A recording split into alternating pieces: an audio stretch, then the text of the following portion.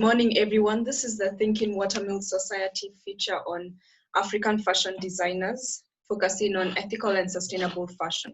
Today morning, we are addressed by Joel Meshak Omolo, who is the founder and creative designer of the Naiva fashion brand. Joel Omolo is based in Kenya, in East Africa. And today, Joel will be talking about his experience in ethical and sustainable fashion, and will share some light on his no strings attached fashion line, which is a zero waste line. So Joel, we can start this off by you explaining to us what inspired you to begin the Naiva brand. Thank you. First of all, I'd thank the Thinking Watermill Society for this opportunity to just give my side of the story. And yes, as you've heard, my name and my brand Naiva, which means I'm wearing it in Swahili. So the ethos behind it is that we are wearing our story here in Nairobi. And I studied international business and with finance and economics in Manchester, and started the brand during my second year in 2017. So what really my passion towards fashion is being able to tell the story, being able to tell the Nairobi story, and more so in a sustainable way, because I think the future of us designers is to have this responsibility to come up with new innovative materials and better processes that don't affect the environment negatively. And this is what Naiva is about, the future of fashion, as told from someone from Nairobi. Yes. So Joel, you've mentioned that you wanted to be able to tell the story of Nairobi in an ethical and sustainable way.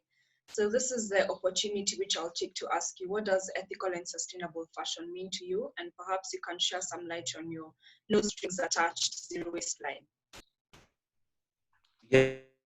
I think for me, the most important thing about fashion, or being the future of fashion, is being able to use your design language, which for us is urban streetwear, to tell a story in a different way from what was done in the past, which was very wasteful in terms of the water pollution. And for my specific collection, which was no strings attached, this was about me being transparent about the processes that this fashion line that I have did to do this collection. So the whole point was that we strive towards a zero waste system as a brand. And I had done many collections throughout the year, about 6 collections last year. And I had materials that left over, this being cotton fabric, kitenge fabric, which is, you can call African material. And then we cut up whatever was left, put it together to make drawstring bags. So that was more like upcycling, reusing materials that we already used throughout the year, and to produce something new and fresh with still the same message, which is us telling a Nairobi story, but in a futuristic and more sustainable way. So I was really happy to be able to launch that, and the reception was really good from the people who follow us in Kenya. So Joel, in a nutshell, and maybe for our viewers, how would you define ethical and sustainable fashion? And do you think it's important, or is it just another Western cause, or what is its relevance in the African scene of fashion? I think I've been happy to engage with people already established in the industry, and I've seen that more so throughout the last few years, there's been more emphasis on us being more responsible, and even in the sense of how we work with the people we work with, the laborers and the craftsmen. So in the sense of the product process of creating the product, I think it's really important. Ethical fashion is really important. And we as a brand do that with our packaging. Given that the laws outside banning plastic, we use brown paper bags that are upcycled from waste material to package our new produces. And even for the people we work with, we do pay a fair wage to the artisans and the women who craft our jewelry and even the clothes that we tailor within the suburbs. And we've seen this more being shed. I mean, the government's even shedding the light on this by introducing more tax on bigger brands that pollute much more. And this is good to see for us upcoming brands, that the future really is sustainable, and we should be the custodians of what is coming. Yeah. So Joel, you had mentioned the ban on plastics by the Kenyan government. could you talk more about the recent developments in sustainability with a specific focus on sustainable and ethical fashion? We'd just like to hear your views on this matter. Yes, I've been happy to see the efforts being made by the government, because that trickles down all the way to the grassroots level and even to the brand level. And I've seen new techniques being introduced. For example, people using apple leather, people using new techniques for dyeing materials. For example, I've been able to engage with Lila Bear, which is a brand that is ethical and sustainable. They use vegetable dye in their process, and which is much better when you wash it off compared to the synthetic dyes. So being able to have those people to look up to is so important, and having the backing of the government has also been a big contributing factor to me coming up with new ways to package my products, produce them, and even find sustainable ways of producing the new pieces that are coming for the next upcoming collections. And I think ethical fashion goes way beyond even the product. It becomes even the message you're sending. So a big message for us is, what is it that the future of fashion means to the person in Nairobi? And for me, that's telling new stories in a safe way and in a clean environment. Yeah. So Joel, for you, it's very clear and it's very important to tell your stories in an ethical and sustainable way. But do you think practicing ethical and sustainable fashion is actually making a difference towards reducing pollution, specifically in Africa and globally?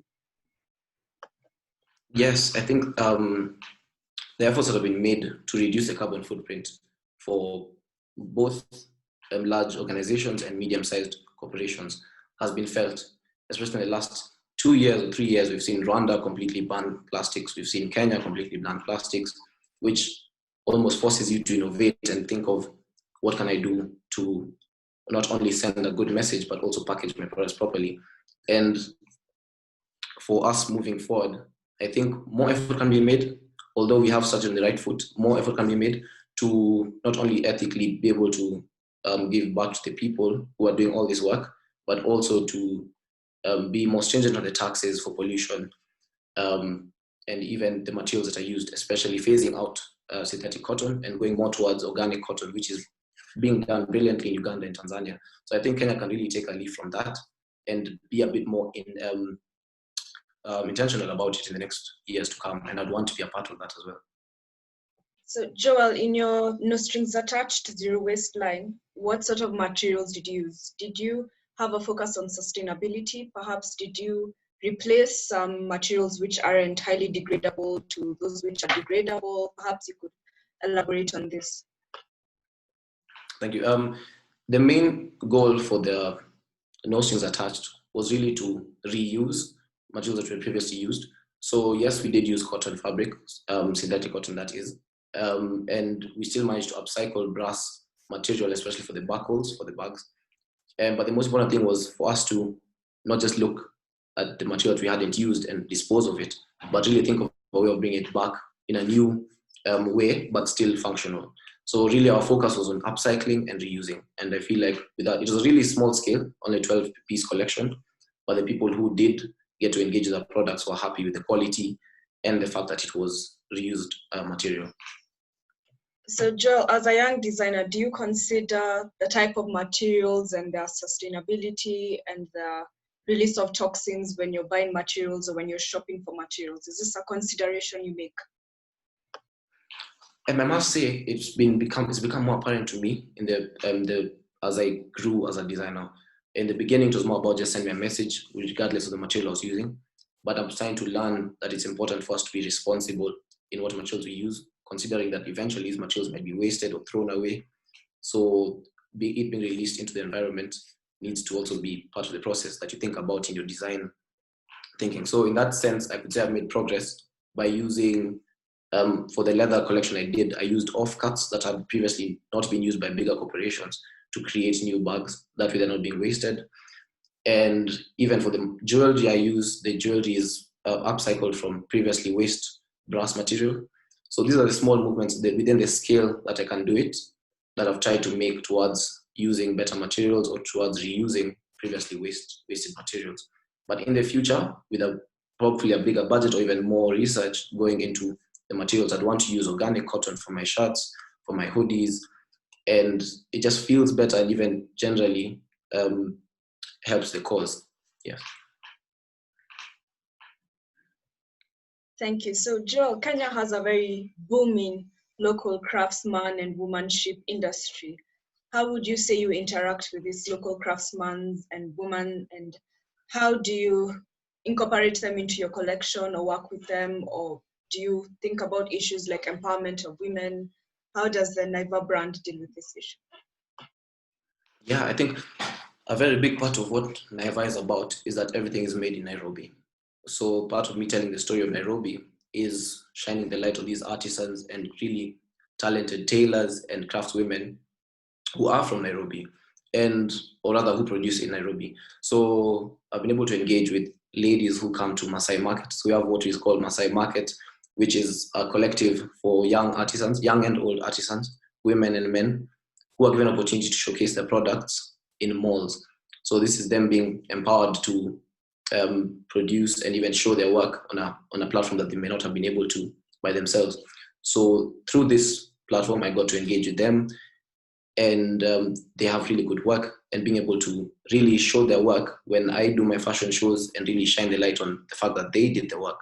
So I'm really transparent with who does my work and who I outsource it to, because the main goal is at the end of the day for people to be connected to the artisans directly. And throughout, we do give fair wages. And I just feel like there could be more effort that we done to now, because at the moment they work as individuals. I feel like there could be more effort by the government or whoever, the body in the fashion industry, to really put them together and have a fund that really gives them an opportunity to even have the equipment that they need, and have a clean environment. That's something I've engaged with and I've seen we can do a bit more on. At the scale that I'm which, I don't have that much of a opportunity to change that, but it's something I've identified. Yes. And Joel, just from your current position, do you feel that there have been perhaps big players in the industry who have held your hand and walked you through this process of sustainability?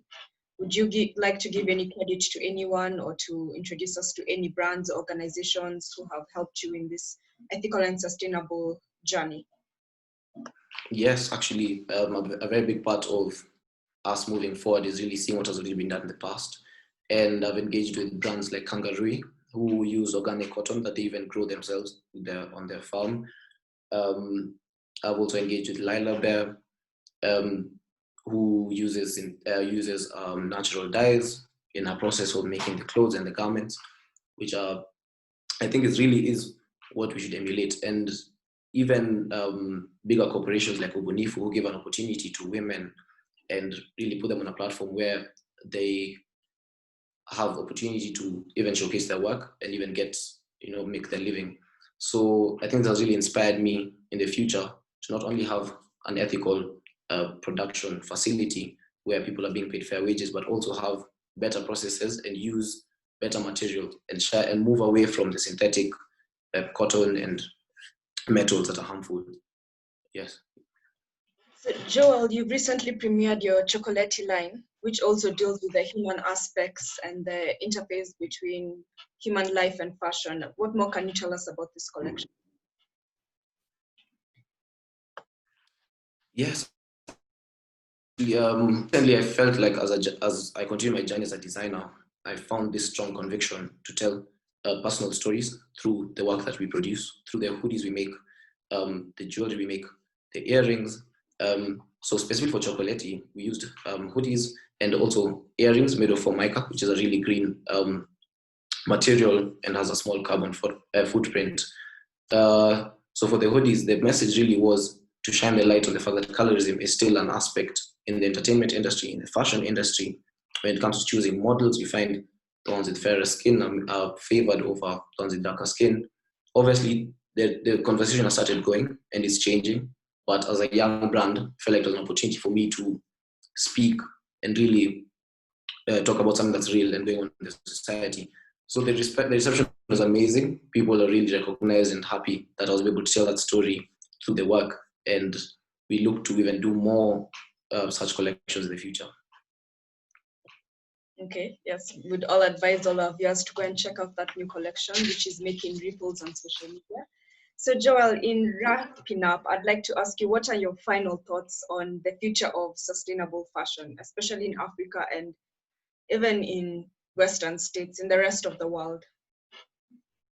Yeah, I think for me personally, throughout my journey, the main thing has been changing your mindset, which leads to us creating more awareness. So this opportunity that the Thinking Watermill Society has given us is really good because it sheds a light on this deep subject that really needs to be addressed.